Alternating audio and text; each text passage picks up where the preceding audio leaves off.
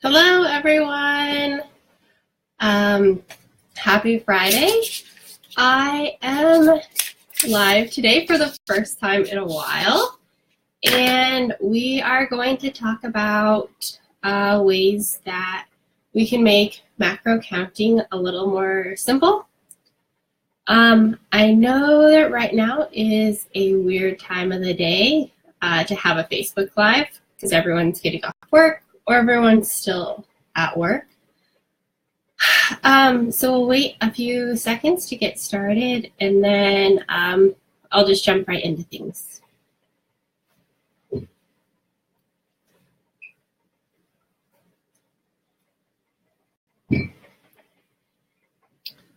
Okay, so when you first get started, I know it can be super overwhelming because you're thrown with a lot of information and you might be changing your entire way of eating. So I think it's really important to realize that macro counting and your nutrition can really be as simple or as complicated as you want it to be. If you want to make elaborate meals and track them in your log, you can totally do that. Or if you want to have really simple meals that you can just throw in the microwave or put together on the stovetop, that's totally fine too. When you're first getting started, I think one of the best things to do is think of counting in terms of single macro-dense foods. So for example, protein-only foods could be, or mostly protein-only foods could be things like chicken breast, deli sliced turkey, extra lean ground turkey, shrimp, certain types of fish, protein powder, egg whites, and certain types of red meat like sirloin tip or extra lean ground beef could also be really good options. And then when you're looking at carb only or mostly carb foods, you could look for things like fruit, rice, whole grains, sweet potatoes, oats. You can really make it fit whatever dietary needs that you have. And then for fat-only foods, you could look at things like oils, avocados, and then other higher fat foods could be full-fat dairy. So when you have everything broke down into single macro-dense foods, then you can start to look at how you're building your meals. So then you can move into planning ahead. So planning ahead is really great, and it's something that you don't necessarily have to do forever unless you want to. If you have a really busy schedule, then planning ahead can work really well because it's one thing that you don't have to worry about, and you're not playing macro Tetris in the middle of a busy workday or when you're going from meeting to meeting. And planning ahead when you're first getting started can be really great because you can learn about the different food that you're eating and the foods that you enjoy. Maybe some of the foods that you really like are really high in fats, so you may not be able to have as much in just one day, and you might need to change your portion sizes or maybe save it for another day. And then you can also become more familiar with how to spread your food out over the course of the day. So you'll be able to see if you want to have more of your food early on, later on, if it works better for you to spread it out evenly. This way you're not going to find yourself at the end of the night with a ton of food or at the end of the night with no food. And then you can just start to find what combinations work well, what doesn't, and planning ahead will also help you learn more about the food you're eating, which will then help you when you're eating out. With planning ahead would come meal prep. And meal prep, again, can be as simple or as complicated as you want it to be. I am personally very lazy with my meal prep. So I prefer to prep a bunch of chicken at once and then veggies. And then I keep potatoes or rice on hand and then kind of cook as I go. by doing this, I'm able to control my portions a little bit more and use different spices or sauces. And this helps me to keep a little bit more variety. And then I don't have as many Tupperware containers in my fridge. But you can totally prepare for a whole week and have that sitting in your fridge as well. It's, again, what works best for you. But I know with my meal prep, I also like to keep frozen vegetables in the fridge just in case I run out or someone else eats my vegetables. That never happens at my house, but just in case. So I have those on hand, they're great, especially if I'm in a bind and just need to put them in the microwave. And then another thing that works really great is when you're meal prepping, if you make a few meals and you freeze them, you can keep them in your freezer. So if you're traveling or if you have a really long day and you have no time to cook, you could just pull out a meal and thaw it and have something ready to go. I know I have a ton of clients personally that before they go on trips, they'll freeze several meals, and then when they get home, they have food ready to go, and it works really well. The next thing to make macro counting simple is to log before you eat. I know this kind of seems like a no-brainer, but if you don't log before you eat, there's a lot of different things that could happen that are just kind of annoying and totally preventable. When you log before you eat, you first know right off the bat if what you're eating is going to work within your targets for the day. It's really frustrating to eat something, log it, and then see that you're over your macros or that you're really lopsided and have to adjust the rest of your day. That's really frustrating. And then it's really easy to forget to log things or to think that maybe you logged it, but you didn't. Or you could even forget how much you had of it. So just logging ahead of time is a really, really good habit to get into, and it helps you to avoid a lot of preventable mistakes. All right. And then, let's see. Another thing that we don't think of when it comes to specifically counting food is the environment that we're in. So I like to think of making like my home or the places that I'm at regularly a place that sets me up for success. So if your house, if you have treats or food sitting out on the table or in open containers, especially cookies or little candies. I know for Valentine's Day, there's the conversation hearts. If those are sitting out on the table and you're walking by them over and over and over all day, it's really a test of your willpower, and it creates a lot of challenges if you're having a super stressful day, or if you are feeling really hungry and you just see that, and it's a lot easier to go grab the conversation hearts than it is to make an actual meal or get a snack that's going to be a little more filling. So I think it's really helpful to keep food off of the counter and in cupboards or away from your out of sight. And the same thing goes for your office. If you have treats or food that you bring, I think it works really well if you keep it in a drawer in your desk or somewhere where you're not seeing it sitting around all day. Another great thing at the office is to be able to go away from your work and eat and get away from work for a while, so that allows you to actually focus on your food. Little things like this can make it a lot easier, especially when you're having a tough day. And lastly, something that I think makes macro counting way easier is if you're just nicer to yourself. We're all human. We all make mistakes. I've definitely had tracking errors. I once logged something incorrectly for almost 2 months, and it made making weight for a lifting meet very difficult. It was really frustrating, but I tell that because it happens to everyone, if you have a mistake, you just have to move on. You can't beat yourself up over it. I'm now much more diligent in checking my logs and making sure that the entries make sense after I learned that I had been logging something incorrectly.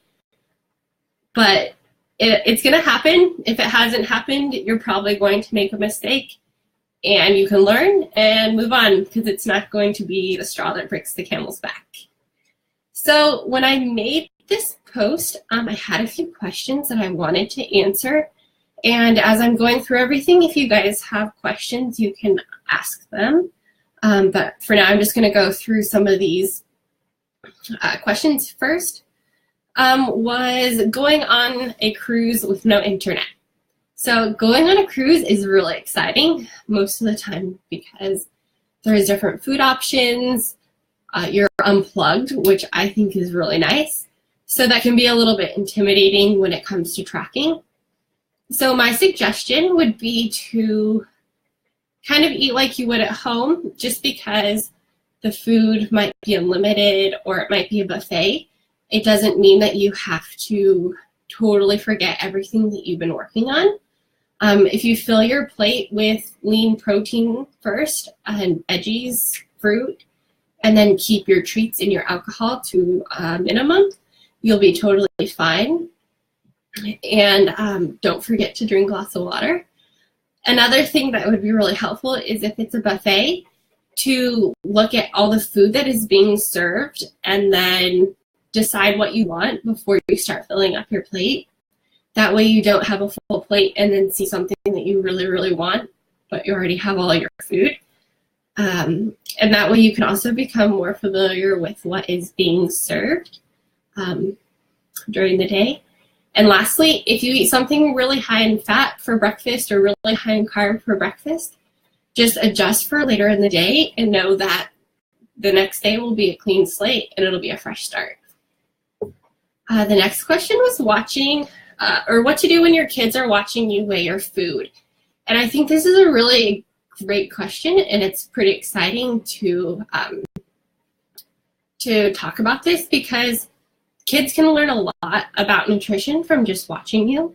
And I think that a great start would be teaching them about the different macronutrients, so your carbs, fat, protein.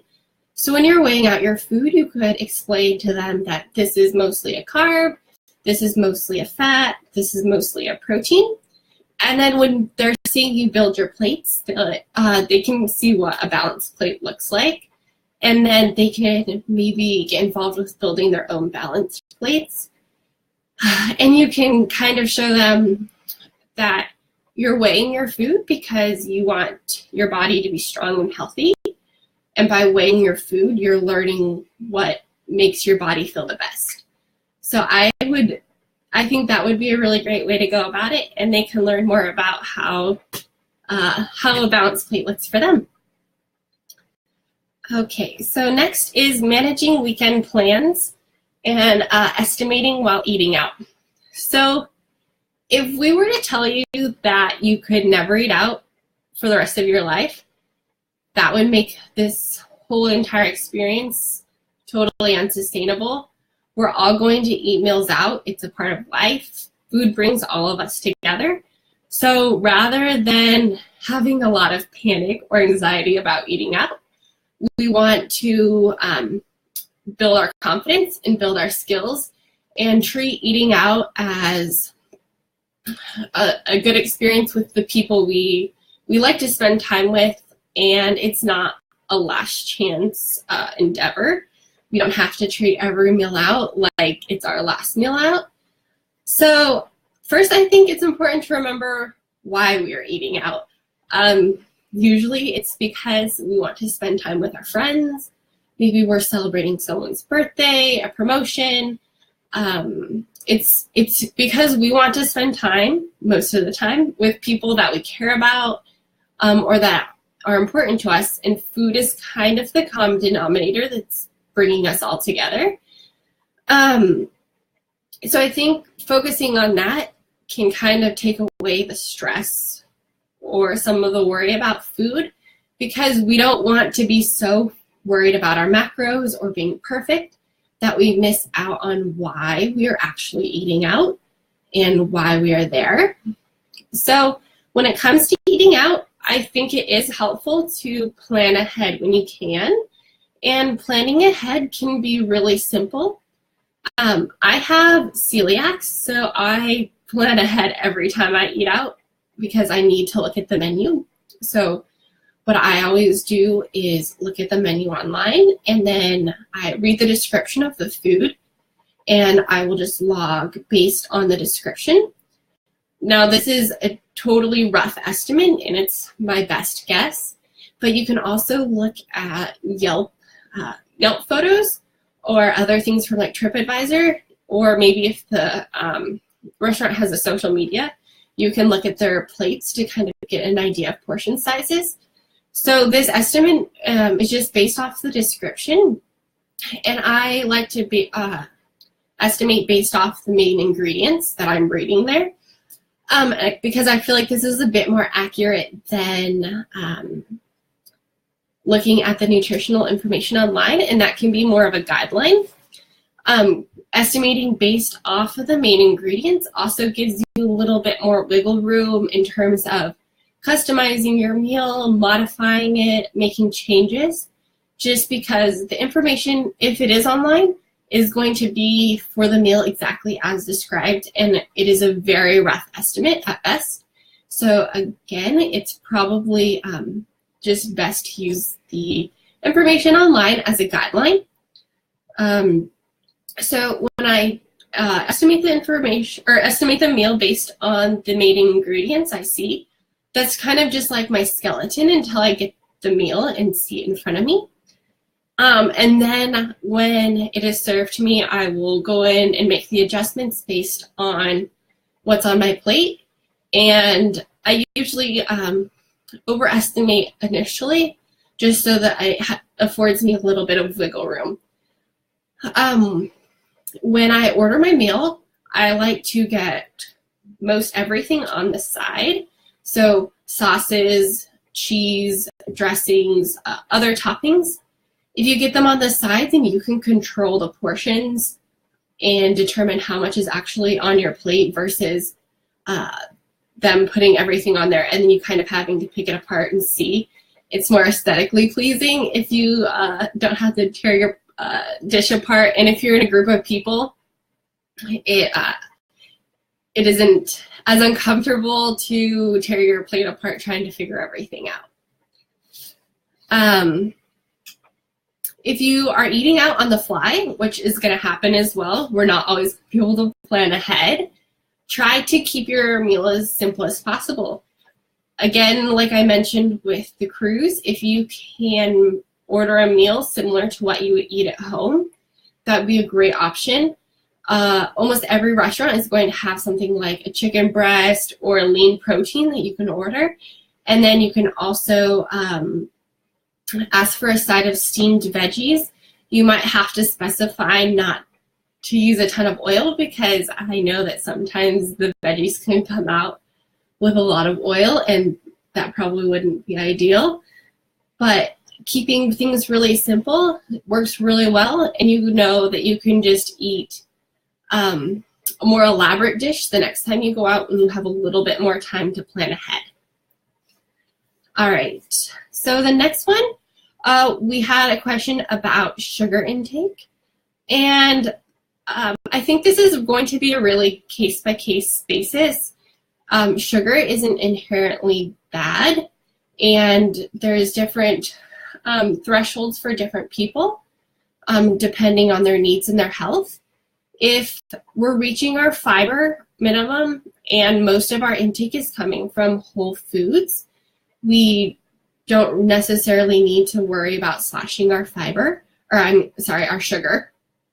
But if most of your intake was coming from sweets or candies, then you're probably going to run into issues with hunger, poor energy, nutrient deficiency. And those are obviously things that we don't want to experience. So again, if you're eating a balanced diet and most of your intake is coming from nutrient-dense foods, you should be okay. If you have concerns about your sugar intake, that's something you can definitely talk to your coach about. You could read labels a little bit more and see where most of your sugar is coming from, or you can chat with your doctor as well. I'm just a humble virtual assistant. And then for simple snack ideas for the gym and work, there's actually a lot of great threads in the Facebook group for this, but some of my favorite would be fruit or berries. I really like rice cakes, and I like to put yogurt on top, or you can put peanut butter, the powdered peanut butter, you can put that on top too. You can make egg white muffins. I know that doesn't sound like a snack you'd initially think of, but they're really good and they're really easy to make, so you can have them on the go. You could do cut up veggies, and dip them in hummus. We have the guacamole recipe on the blog. Snap peas, beef jerky, dried fruit. There's a ton of options for snacks. One thing I would mention is that if you feel like you need a lot of snacks during the day, or you're constantly hungry, something that you could also look at doing is increasing the size of your actual meals. Sometimes if we're having a lot of little meals and eating a lot of snacks, we don't actually feel full, and we're constantly thinking about what we're eating next instead of focusing on our actual meal. So if we're able to increase the meal size and snack a little bit less, that can also be helpful. And that is everything. I think I answered all the questions, but if anyone has any more questions, I will stay on here for a few more minutes, and if not, then I will go.